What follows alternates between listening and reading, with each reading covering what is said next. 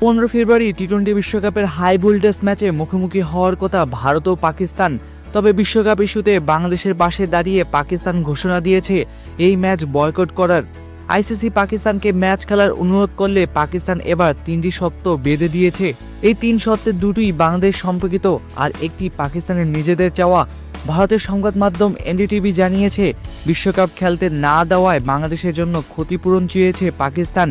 একই সাথে বিশ্বকাপে না খেললেও বাংলাদেশকে অংশগ্রহণ ফি দেওয়ার দাবি জানিয়েছে। সেই সাথে বাংলাদেশের হয়ে একটি আইসিসি ইভেন্টের আয়োজন শর্ত দিয়েছে। এনডিটিভি জানিয়েছে, বিশ্ব ক্রিকেটে ক্রমবর্ধমান অবদানের প্রতিফলন ঘটাতে আইসিসির কাছ থেকে বাংলাদেশ আরও বেশি আর্থিক অংশীদারিত্ব চাইছে। বোর্ড যুক্তি দেখিয়েছে, অবকাঠামো, প্রতিভা এবং জাতীয় দলের প্রতিযোগিতামূলক মান উন্নত করার জন্য বর্ধিত তহবিল অপরিহার্য।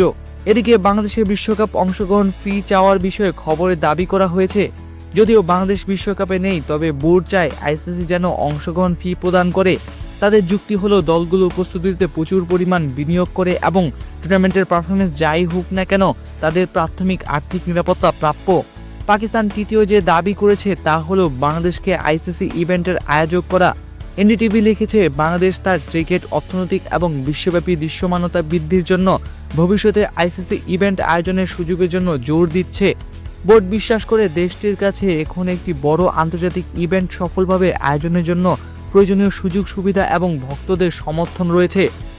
এক নজরে দেখে নেওয়া যাক কোন কোন শর্ত মানলে ভারত ম্যাচ খেলার আশ্বাস দিয়েছে পাকিস্তান। 1. আইসিসি থেকে বাংলাদেশের আর্থিক অংশীদারিত্ব বাড়ানো। 2. বাংলাদেশকে অংশগ্রহণ না নিলেও বাংলাদেশ অংশগ্রহণ ফি দেওয়া। 3. অদূর ভবিষ্যতে বাংলাদেশকে আইসিসি ইভেন্টের আয়োজক করা।